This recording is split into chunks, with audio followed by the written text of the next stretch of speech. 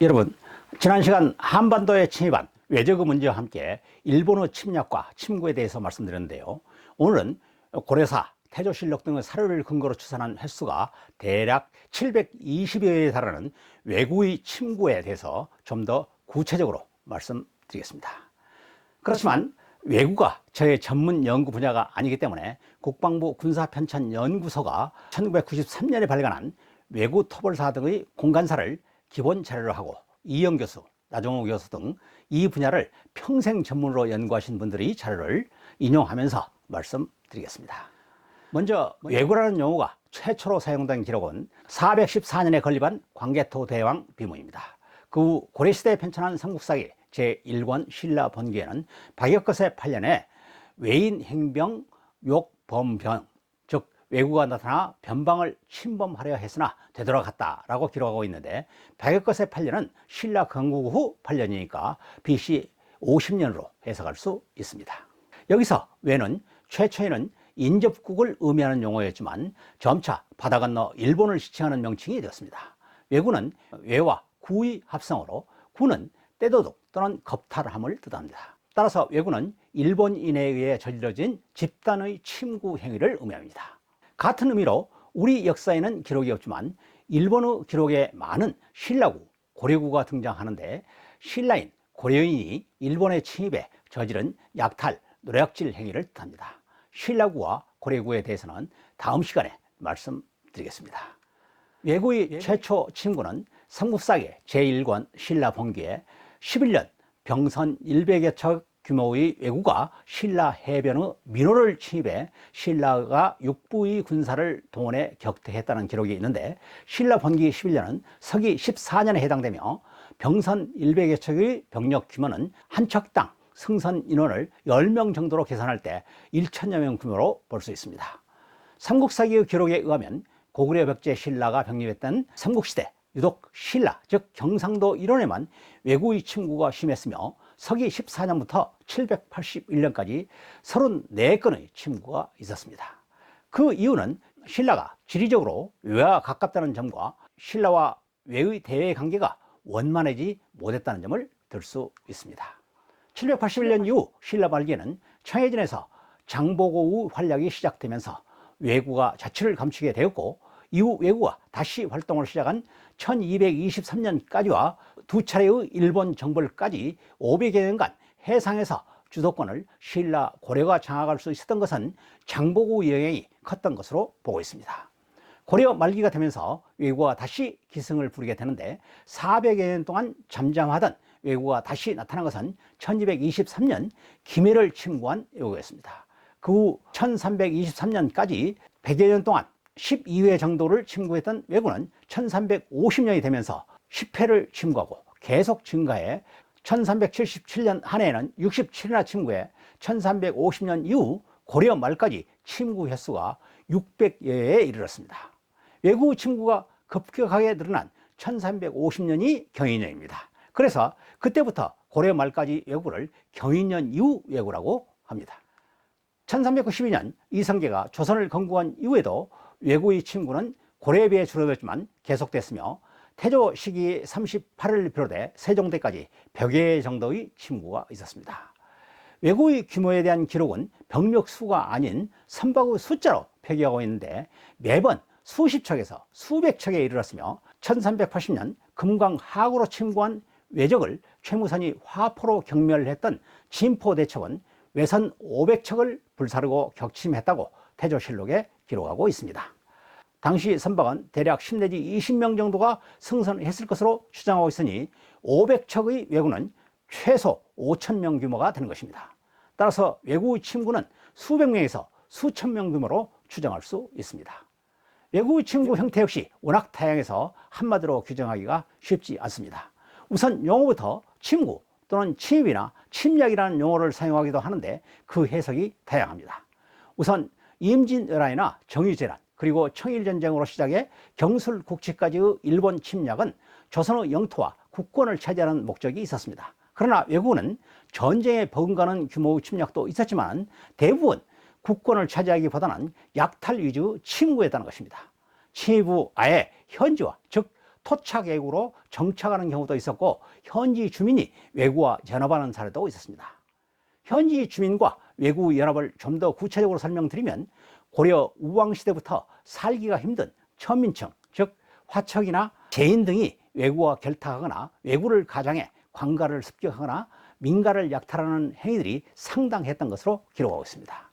외구를 가장한 현지 주민의 봉기를 가외 또는 장외라고 하는데, 가외, 장외와 현저한 외구, 즉 토착 외구 악랄함이 원래의 외구보다 훨씬 더했다고 합니다. 그 시기 토착 외구 사례는 최근 등장한 토착 외구 용어에도 시사점이 있을 것 같습니다. 외구를 연구하는 일본의 학자들은 외구 대부분을 고려 현지 반란 세력이 외구를 끌어들인 것이라고 주장하고 있습니다. 그러나 그들의 주장은 극히 부분적인 사건을 침소 봉대한 것으로, 외구 발생의 근본적인 원인은 일본의 내부 문제에 있습니다. 바로 일본의 남북조 전쟁이었습니다. 일본에서 1336년부터 남북조 시대가 시작되었습니다. 일본 열도에 2명의 덴노가 존재했던 시기로 교토, 오사카 중심의 북조와 요시노, 규슈섬 중심의 남조가 등장하면서 전쟁에 돌입했습니다. 두 세력의 전쟁이 계속되면서 군량이 부족한 큐슈의 남조 세력 중 대마도와 연계한 세력이 외구가 되어서 한반도로 침구, 즉 침입의 노력지를 계속한 것입니다. 조선이 건국한 해인 1392년 일본의 남북조 전쟁이 북조의 승리로 마무리했지만, 패배한 남조의 전당들은 해적 활동을 계속했습니다. 이런 일본의 상황이 외구를 만든 것입니다. 이 외구들은 한반도뿐만 아니라 중국, 베트남, 필리핀, 심지어 인도네시아까지 침공한 기록도 있습니다. 한반도의 삼국시대부터 조선시대, 임진왜란 전까지 계속된 외구 전체의 침구 횟수는 얼마나 될까요? 외구의 침구 규모, 침구 형태 등이 워낙 다양하기 때문에 판단하는 관점에 따라 또는 인용하는 자료에 따라 연구자마다 상이합니다. 뿐만 아니라 1380년 최무선이 환포를 사용해 격파했던 진포대첩의 외구는 500척 규모나 되었지만, 작을 때는 20, 30척에 불과할 때도 있었는데, 각각을 동일한 횟수, 즉 500척도 1회, 20척도 1회로 산정하기 때문에 그 의미가 전혀 다를 수도 있는 것입니다. 그럼에도 외구 형태, 피해, 우리의 대비 태세를 위해 침구 횟수를 산정할 필요성이 있습니다. 따라서 대부분 삼국사기, 고려사, 고려사 저료, 조선왕조 실록 등의 기록을 분석하여 산출합니다. 이어 일본 측 자료를 통해 대조하기도 하고, 당시 정황 분석으로 해석하기도 합니다. 저는 외구의 전문 연구자가 아니기 때문에 이런 과정을 모두 직접 담당할 수가 없어서 평생 그 분야를 연구하신 분들의 자료를 인용하였습니다. 원광대의 나종호 교수는 자신의 박사학위 논문에서 고려사 등의 자료를 심층 분석해 1223년부터 1392년까지 고려시대 외구 침구 횟수를 529회로 제시했습니다. 방송통신대 이영 교수는 최근에 발간한 저서에서 1350년 경인년부터 1392년까지 외구 침구 지역을 기준으로 637회를 산출하고 있습니다. 국방부의 외구 터벌사는 침구 숫자를 대신해 연표를 제시했습니다. 연표에 의하면 1223년부터 1350년 이전까지 침구를 12회로 확인할 수 있습니다. 따라서 침구 횟수가 가장 많은 이영 교수 연구에 의하면 고려시대 침구는 경인년 이후 637회, 경인년 이전 12회를 더해 649회가 됩니다. 나종호 교수 연구와 대략 120회 정도의 차이가 발생하는 것입니다. 같은 기록을 보면서 연구한 연구자의 외구 침구 횟수 산정이 다른 이유는 연구자의 판단 기준이 다르기 때문입니다.